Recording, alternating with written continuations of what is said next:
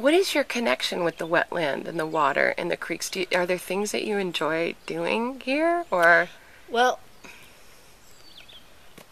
I've lived here a long time. I love plants and animals, and uh, so over the years I've rambled around and paddled around here. And then when I retired a few years ago, I got interested in invasive plants, non-native plants, and uh, I went to the Adirondacks to work with the Adirondack Park Invasive Plant Partnership, and they trained us to identify a lot of different plants. And I worked on some terrestrial projects, and then my friend Diane and I paddled together all around and hiked together and everything. We were paddling in here, and I said, I recognize those plants. Those aren't the plants we want here. So that got this project started. But I really like nature. I like to see a habitat for animals.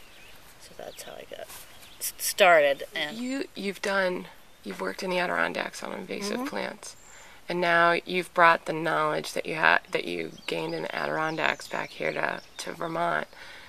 What do you get out of this? What does it feel like when you're out there pulling the frog bit? well, it can be pretty discouraging. But when I'm out there, when I'm actually there, when I actually see a little otter go by or something, and I say, well, this is why we're doing this. And when I see some people that are also concerned, um, it just makes me feel good to do it. So if I just am at home thinking, oh, another day out, it can be discouraging. Mm-hmm. I think it's really worthwhile. And I think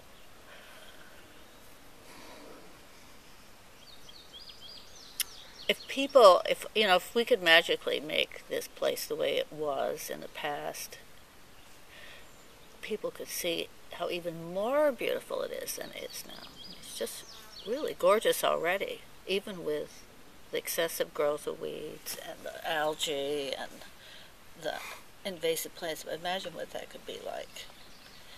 And I think about some of the river work and other environmental work that's been done over the years that was started in the 60s and 70s when rivers used to catch fire and people just dumped toxic waste and sewage and everything into rivers. They became aware of it, and it seemed impossible, but they have cleaned rivers up. A lot of rivers have been cleaned up.